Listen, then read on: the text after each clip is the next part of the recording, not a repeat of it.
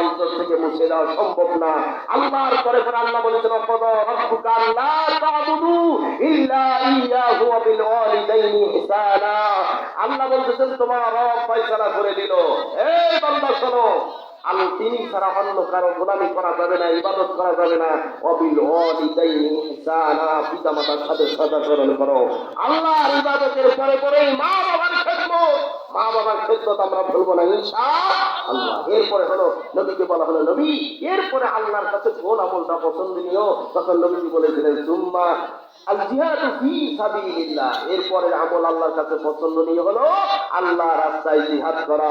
অতএব জিহাদকে যারা জঙ্গি আখ্যায়িত করবে, জিহাদের বিরোধিতা করবে, বুঝতে হবে ওরা কোরআন বিরোধী, ইসলাম বিরোধী, আল্লাহ বিরোধী। আর আল্লাহ বিরোধী, ইসলাম বিরোধী কোন দুশমনের সাথে আমাদের আগামীতে কোনো প্রকার সম্পর্ক থাকবে না, বলুন ঠিক কিনা?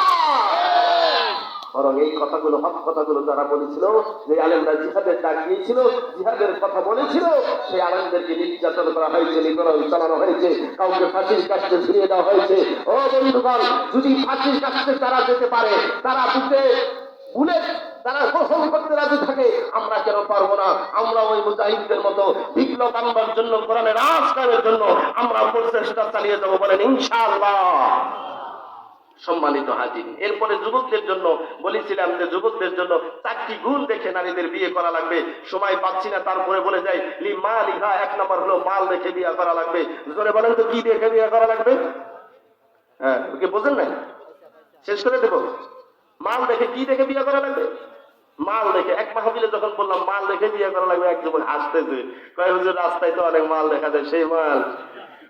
মেয়েরা যখন সুন্দর সেজে গুজে রাস্তা দিয়ে হেলে দুলে যায়, তার দোস্ত গেল একটা মাল, নাও তো নাম্বার, দোস্ত নাম্বারটা নাও তো, আমরা একটু মেসেঞ্জারে লক করে দেখি কি করা যায়। অবশেষে নাম্বার নিয়ে মেসেঞ্জারে লক করে তার সাথে সেটিং করতে করতে কয় হ্যালো শয়তান তোমার কাছে গেল, চলো আমরা পালিয়ে যাই। অবশেষে পালিয়ে বিয়ে করলো, বলেন ঠিক কিনা? অতএব ওই মালের কথা বলা হয় না, এখানে বলা হচ্ছে সম্পদ দেখে বিয়ে করো। 2 নম্বর হলো ওয়ালি হাসাবিহা, বংশ দেখো। 3 নম্বর হলো ওয়ালি জামালিহা, সুন্দরী দেখো। ওয়ালি দীনিহা, 4 নম্বর হলো দীনদারি দেখো।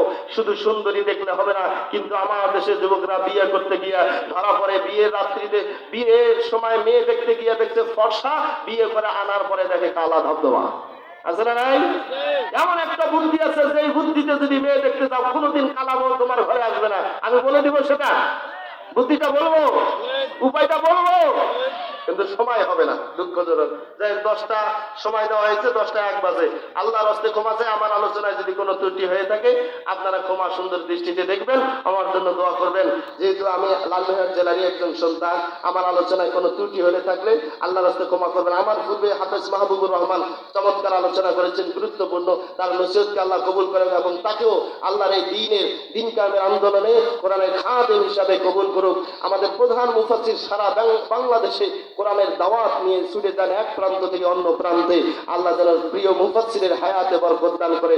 আজকের মাহফিলের সভাপতি, বিশেষ অতিথি, আমন্ত্রিত অতিথি, আয়োজক বৃন্দ, যারা পুরুষ নারী ছোট বড়, যারা পরামর্শ দিয়ে, কথা দিয়ে সহযোগিতা করেছে, কোরআনের জান্নাতের বাগান সাজিয়েছে, আমরা সবাই যেন কঠিন মুসিবতের দিন আল্লাহর কাছে নাজাত পেয়ে আল্লাহর আরশে আজিমের নিচে ছায়া পাই, ডান হাতে আমলনামা পাই, নেকির পাল্লা ভারী হয়, নবীর সুপারিশ লাভ করে হাউজে কাউসারের পানি পান করে যেন আমরা আস্তে আস্তে জান্নাতে যেতে পারি, এই আশা কি আমরা করতে পারি?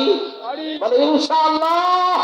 আল্লাহ কবুল করুন। ওয়া আখিরি দাওয়ানা আলহামদুলিল্লাহি রাব্বিল আলামিন। আসসালামু আলাইকুম ওয়া রাহমাতুল্লাহি ওয়া বারাকাতুহু।